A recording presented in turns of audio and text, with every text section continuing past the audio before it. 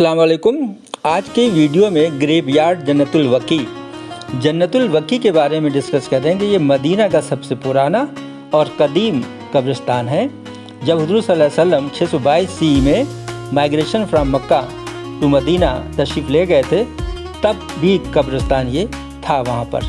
और इस कब्रिस्तान में हुज़ूर सल्लल्लाहु अलैहि वसल्लम की प्यारी बेटी हज़रत फ़ातिमा, इमाम हसन, आपके बेटे हज़रत इब्राहीम और तीसरे खलीफा उस्मान गनी, हज़रत अब्बास जो आपके चचा थे, इमाम जाफ़र, इमाम बाकर, आपकी बीवियाँ 9 बीवियाँ आपकी जो थी यहाँ पर अज़वाज मुत्तहरात यहाँ पर मदफून हैं। हज़रत आयशा से लेकर और हज़रत उम्मे सलमा तक यहीं मदफून हैं। और 2 अज़वाज जो थी वो आपके कहाँ पर हैं? हज़रत खदीजा मक्का में कहाँ पर?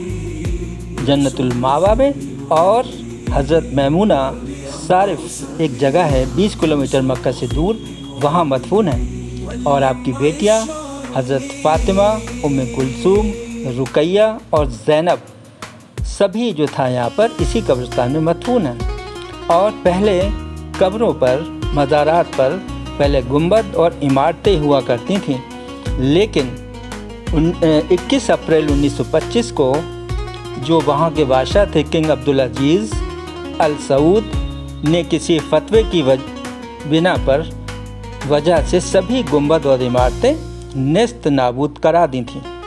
और आपको पता है जन्नतुल वकी में सबसे पहले कौन सहाबी दफन हुए थे?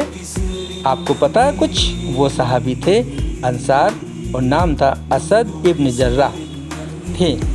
और यहाँ पर जितने भी मरने वाले होते, उन मरने वालों की नमाज जनाजा फजर, ज़ोहर, असर, मगरिब और इशा में, क्योंकि रोज़ाना तकरीबन 20-25 जनाजे आते हैं, और पूरा जनाजा के अलावा उनका गुस्ल और दफनाने का पूरा काम ख़ुद सऊदी गवर्नमेंट की निगरानी में की जाती है। इसके अलावा और मगर यहाँ की कब्रें थोड़ी सी हम लोगों के हिंदुस्तान पाकिस्तान से डिफरेंट हैं। वो साइड में मैयत को लिटाया जाता है, यानी बगली कब्रें वहाँ पर मौजूद हैं। और बाद में उसके बाद पत्थरों से उसको बंद कर दिया जाता है और बाद में मिट्टी ऊपर से डाल दी जाती है।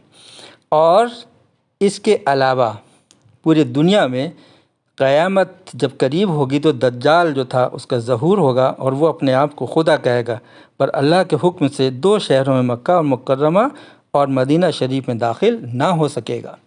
इसके अलावा आपकी और बहुत सारी इसमें जो बेटियों के अलावा 10,000 से ज़्यादा सहाबा कराम यहाँ पर मदफून हैं। 10,000, जिसमें बड़े बड़े सहाबा जो थे यहाँ पर इसी कब्रिस्तान में हैं।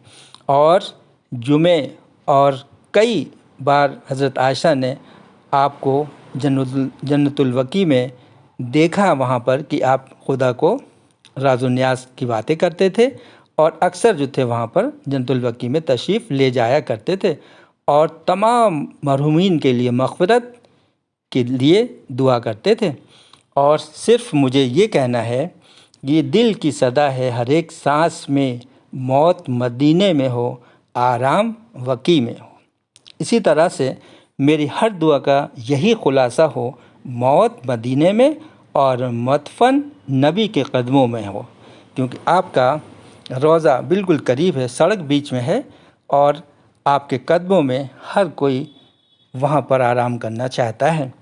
और इस कब्रिस्तान की बहुत ज़्यादा फ़ज़ीलत अल्लाह के रसूल सल्लल्लाहु अलैहि वसल्लम ने बयान फरमाई है, क्योंकि इसमें बहुत बड़े बड़े सहाबा और बहुत बड़े बड़े जो इतने रिश्तेदार आपके जो थे, आपके जो साथी थे और आपके चचा थे, ख़ास तौर से हज़रत अब्बास और इमाम जाफ़र, इमाम बाकर और हज़रत उस्मान गनी।